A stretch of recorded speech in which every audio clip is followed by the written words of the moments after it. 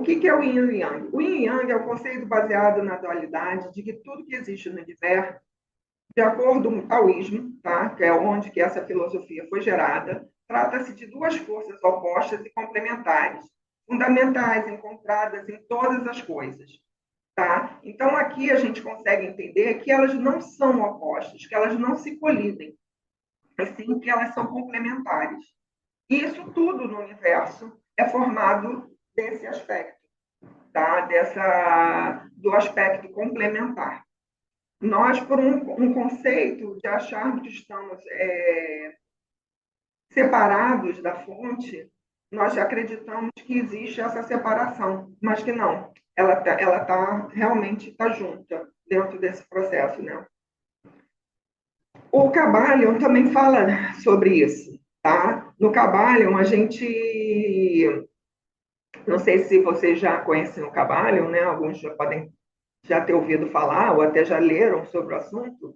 Hermes Trismegisto, que é uma figura mitológica que mistura de deus grego, né, que é Hermes, com deus egípcio Tote, ou seja, ele já traz esses conceitos que eram difundidos lá no Egito e depois ele é levado justamente para a Grécia, tá? Por isso que tem essa mistura. A partir dele traz também uma das polaridades, que é a quarta polaridade, a quarta lei hermética, que é a polaridade, ele coloca todo esse conceito também, que é o mundo dual, tá? Aqui só para a nível de ilustração, isso aqui vai uma aula inteira falando sobre esse assunto. Alguém está com o microfone aberto.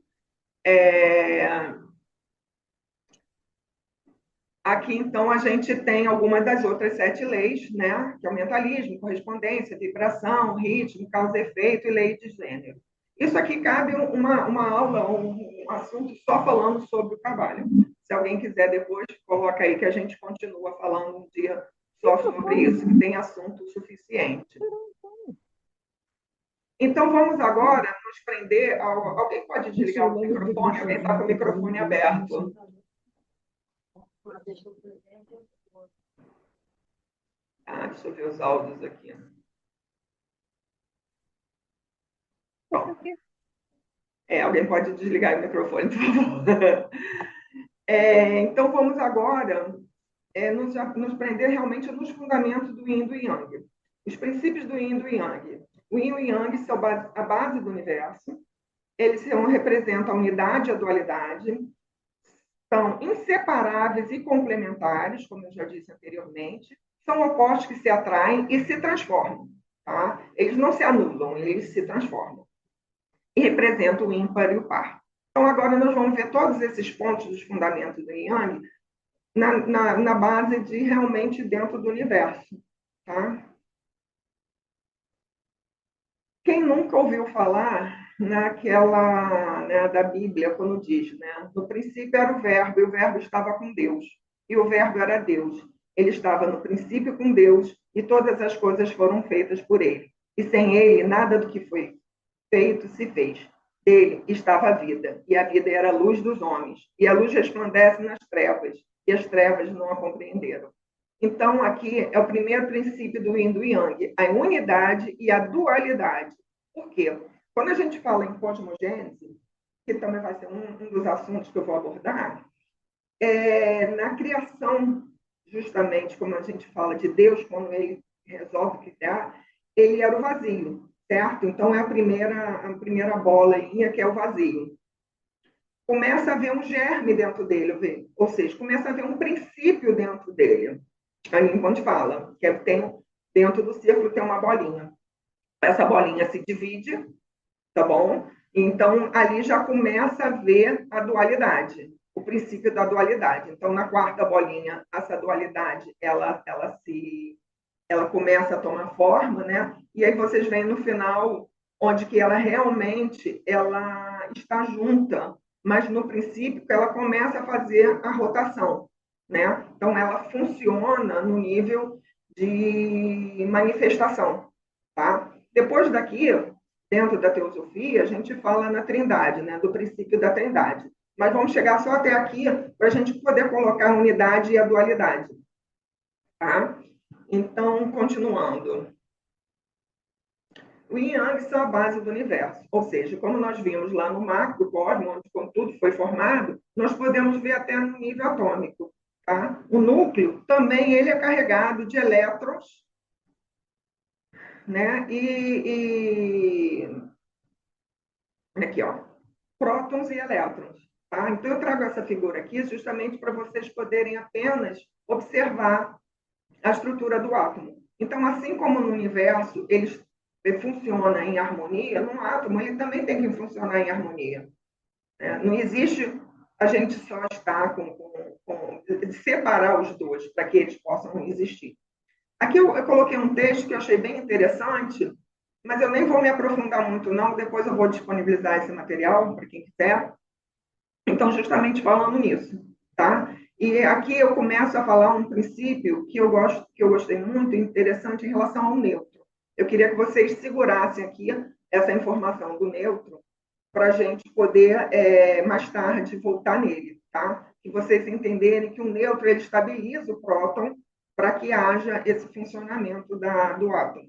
Hoje em dia, há explicações que existem mais partículas subatômicas, mas a princípio, né, dentro do que a gente realmente conhece.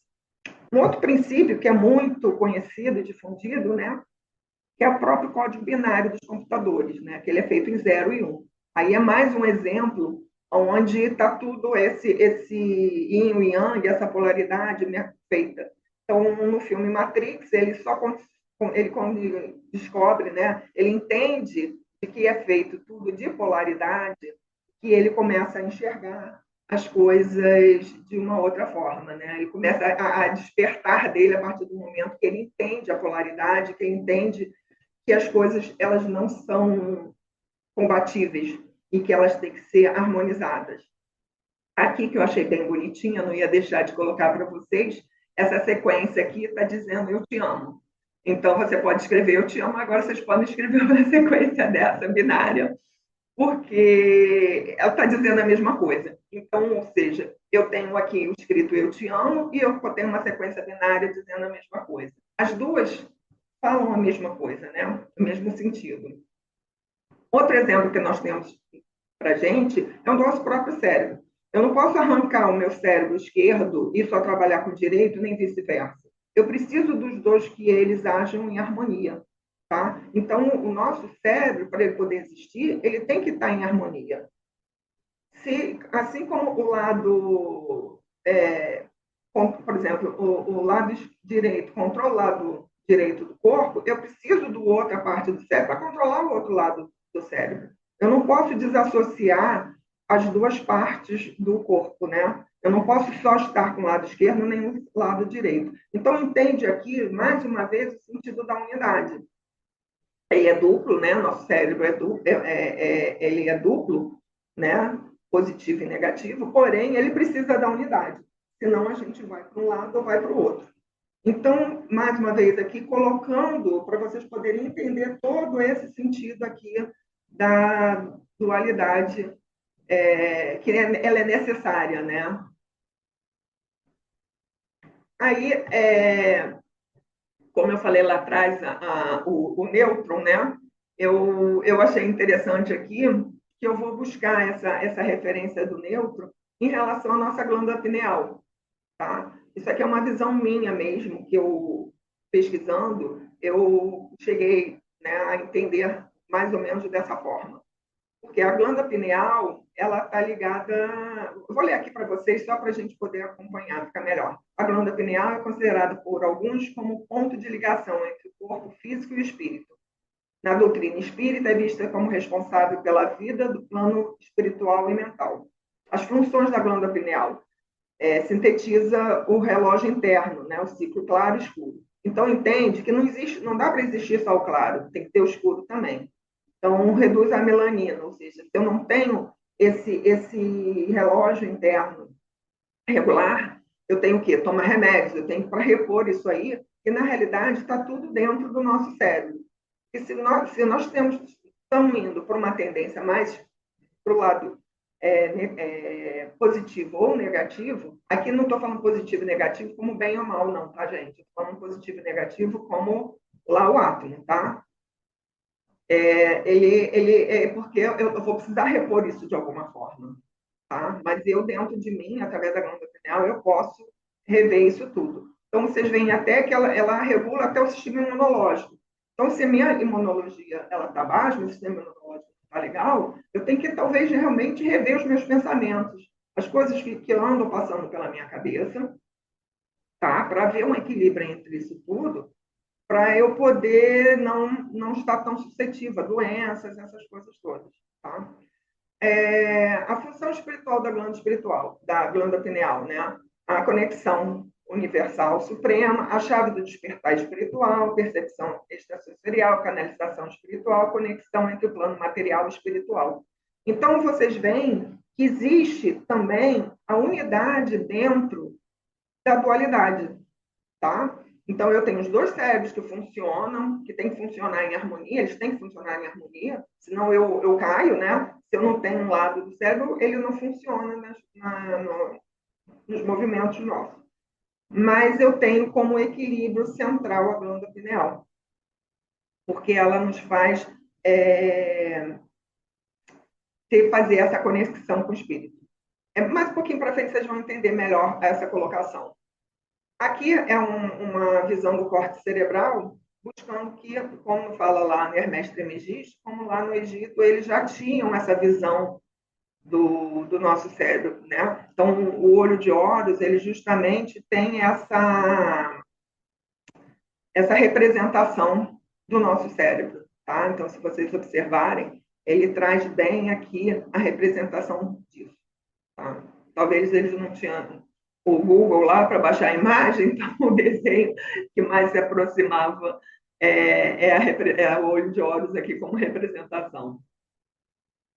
Bom, continuando, o Yin e Yang são inseparáveis e complementares. O Yin e Yang é o princípio do dia e da noite, da passividade e absorção, ou seja, sol e luz, princípio feminino, frio, noturno, princípio masculino, quente e claro. Ou seja, ele tem sempre um princípio ali, tá? Ele não está em dualidade, a dualidade está no complemento que ele funciona e não na oposição da situação.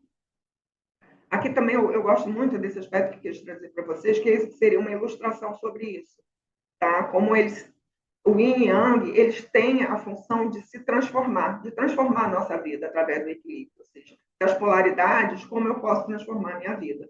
O exemplo ilustrativo é o poder da xícara, né? Nela inclui o material rígido e seco, o que é feito, como o nosso corpo. No entanto, a xícara verdadeiramente é útil pelo seu vazio, pois nele a caneca não poderia conter o líquido. Vemos, então, que o vazio desempenha um papel vital em muitos aspectos. Então, nós temos o aspecto rígido aqui da caneca, né? Mas essa caneca ela tem que ter uma utilidade, assim somos nós. Tá? Esse nosso corpo ele tem que ter uma utilidade. O que é a utilidade do nosso corpo? É acordar, dormir, trabalhar? Não. É a gente trazer os nossos princípios espirituais para aqui, para a Terra, né? Através dessa conexão é que a gente pode viver uma vida de transformação, né? Senão nós vamos ficar sempre uma caneca vazia. E aí começam a ser colocados. Se você não bota um fundamento espiritual ali, você começa a colocar outras coisas que não são pertinentes ao que a função propriamente do nosso corpo. Porque, já como é falado nas religiões orientais, nós estamos aqui para adquirir conhecimento. Então, a nossa essência espiritual, ela vem aqui para adquirir experiência. E se a gente enche a nossa caneca de várias bobagens que nós ultimamente nos prendemos, o que acontece? A gente não consegue trazer essa essência para poder realizar. Tá? Então, a gente está perdido aí em desejos e coisas espirituais, não que não sejam necessárias, a gente precisa do trabalho, do dinheiro, das coisas todas, mas eu digo aqui como o nosso verdadeiro propósito, a gente encontrar o verdadeiro propósito da alma. E é isso, a gente só consegue através do espiritual.